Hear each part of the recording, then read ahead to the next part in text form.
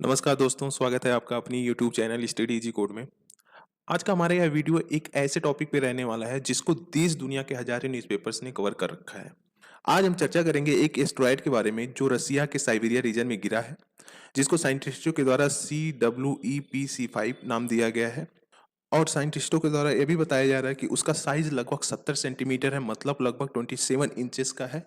जो local news reporters हैं और जो वर्ल्ड के बहुत सारे न्यूज़ रिपोर्टर्स हैं, उनके द्वारा कोई भी ऐसी न्यूज़ नहीं दी गई कि कोई कैजुअलिटीज वहाँ पे रिपोर्ट किया गया है। मतलब कोई भी ऐसे इंसिडेंट्स वहाँ पे नहीं देखने को मिले बेसिकली, जिससे किसी की जान गई हो या फिर कोई किसी और प्रकार की कैजुअलिटीज हुई हो। ठीक है, अगर एग्जैक्ट लोकेशन का देखें तो ये देखो, ये हो गया साइबेरिया रीजन, रसिया का मैप है। ठीक है, साइबेरिया रीजन इतना है बेसिकली, ये सारे जो स्टेट्स हैं कवर होते हैं।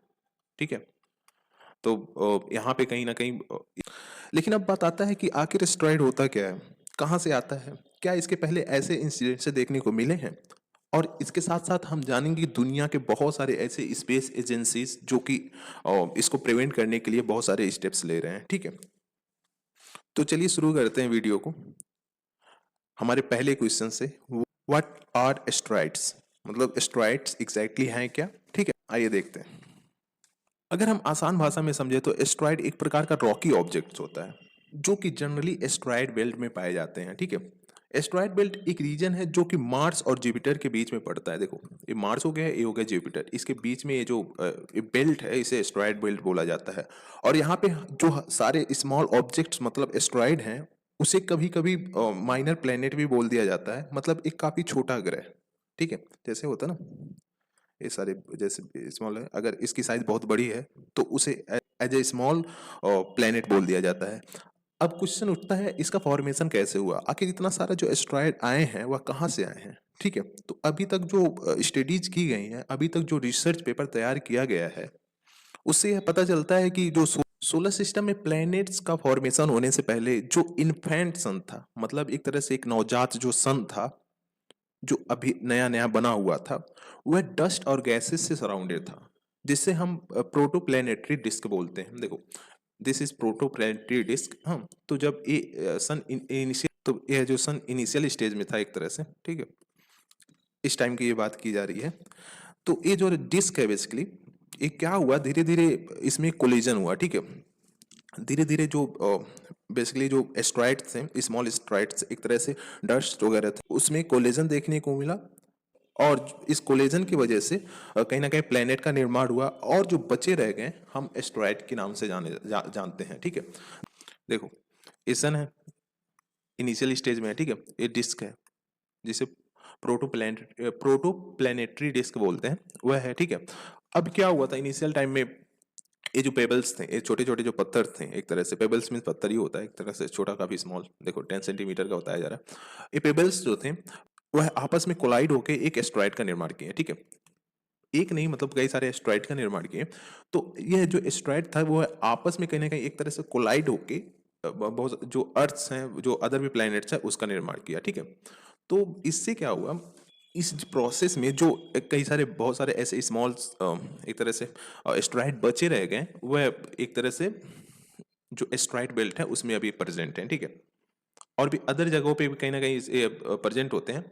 तो यहाँ पे जो प्रेजेंट थे, कभी कभी क्या होता है, जो ये एस्ट्रॉइड सन का चक्कर लगाते हैं, लेकिन कभी कभी होता है कि कुछ एस्ट्रॉइड अपनी दिशा से भटक जाते हैं, और जो प्लेनेट है उसकी ग्रेविटी के कारण वह कहीं ना कहीं उस प्लैनेट्स की ओर अट्रैक्ट होते हैं। ठीक है, ऐसा ही कुछ इंसिडेंट जो अभी न्यूज़पेपर के द्वारा कवर किया जा रहा है, वैसा देखने को मिला है कि कोई एक जो नाम दिया था साइंटिस्टों ने, क्या नाम था, काफी बड़ा नाम था।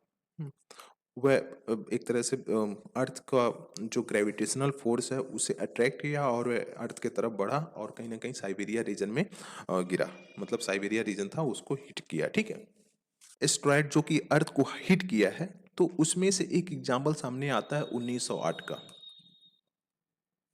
ठीक है, 1908 मतलब 30 जून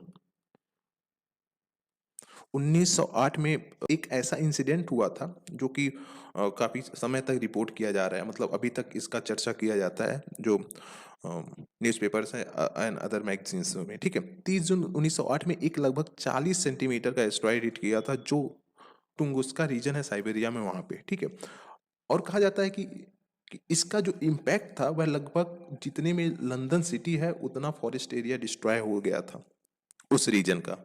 इससे आप अनुमान लगा सकते हो कि कितना ग्रेव इंसिडेंट था और इसकी वजह से कितनी ह्यूमन लाइफ एंड प्रॉपर्टी का लॉस हुआ था। देखो एग्जैक्टली लोकेशन है टुंगुस्का जो इवेंट्स हुआ था वहाँ का, ठीक है।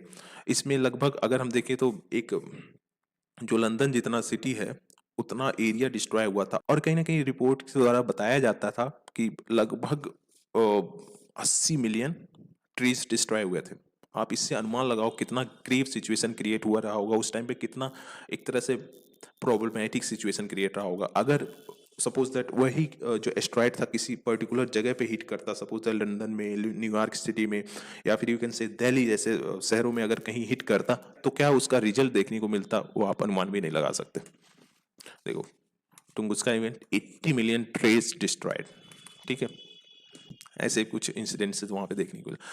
और इसके अलावा क्या रिजल्ट्स हो सकते हैं, देखो जब कोई भी एस्ट्रॉयड अर्थ को हिट करता है तो क्या होता है, ऐसे smoke kind of situation create करता है इन्वायरमेंट में, ठीक है। जिसकी वजह से क्या होता है कि जो सन के किरण हैं, जो सन के रेज है, वह उसको पेनिट्रेट नहीं कर पाते। अगर सपोज दैट कोई बड़ा एक एस्ट्रॉयड अर्थ को हिट करता है, ठीक है, और लगभग एक तरह से 80% इसका जो एरिया है डिस्ट्रॉय होता है, तो इस सिचुएशन में क्या होगा कि जो एक तरह से स्मोक वगैरह रहेंगे वह सन के जो रेज है उसको पेनेट्रेट नहीं होने देंगे, और इसकी वजह से क्या होगा कि यहाँ पे जो हमारा वार्म होता है अर्थ वह रुक जाएगा, जिससे जो धरती का टेम्परेचर है वह काफ़ी सिग्निफिकेंट लेवल तक ड्रॉप हो जाएगा और एक कहीं ना कहीं कोल्ड एज का जो होता है वह आरंभ हो जाएगा उसका, एक जिसकी वजह से बहुत सारी चीज़ बनती है कि मृत्यु हो सकती है, ठीक है। इसी सब को होने से रोकने के लिए देश दुनिया के स्पेस एजेंसी बहुत सारे ऐसे सैटेलाइट्स को लॉन्च कर रहे हैं जो ऐसे एस्ट्रॉइड को शुरुआत में ही डिटेक्ट कर लेगा और जो कैजुअलिटीज हो सकती हैं इससे उसको भी सिग्निफिकेंट लेवल तक रिड्यूस कर देगा। नवंबर 24 में नासा के द्वारा डार्ट मिशन लॉन्च किया गया, जिसका मेन एम था अगर कोई भी एस्ट्रॉइड जो पृथ्वी की तरफ आ रहा है उसको आइडेंटिफाई करना, इन्वेस्टिगेट करना और उसकी पोजीशन को कहीं ना कहीं पता लगाना, सो दैट उसको उसके पास से डिफेक्ट किया जा सके, उसको उसको पास से डाइवर्ट किया जा सके। 2022 में इस मिशन के द्वारा एक एस्ट्रॉइड डिमोर फोर्स को इम्पैक्ट किया गया था, मतलब उसको उसके पास से कहीं ना कहीं डाइवर्ट किया था। साइंटिस्टों के द्वारा बताया जा रहा था कि वह लगभग 160 मीटर का था। और अभी जो रिसेंट में इंसिडेंट हुआ है, मतलब जो एस्ट्रॉइड हिट किया है साइबेरिया रीजन को, उसको बस 12 घंटे पहले ही पता लगाया जा पाया था। यह कहीं ना कहीं शो करता है इस सब एस्ट्रॉइड से हमारे अर्थ को प्रोटेक्ट करने के लिए अभी भी बहुत सारे इंप्रूवमेंट की नीड है। हमें बहुत सारे ऐसे मिशंस को लॉन्च करने होंगे, हमें बहुत सारे ऐसे एक्सपेरिमेंट्स एक तरह से डेवलपमेंट्स करने होंगे, सो दैट फ्यूचर में ऐसे सारे इंसिडेंट्स से जो देखने को मिल रहे हैं उसको कहीं ना कहीं प्रोटेक्ट किया जा सके, उससे जो हमारा पॉपुलेशन है, जो हमारा अर्थ है, कहीं ना कहीं उसको सेफगार्ड किया जा सके, ठीक है। तो यह था आज का news. I hope you enjoyed the session. Thank you for watching. Please do like, share and subscribe. Thank you guys.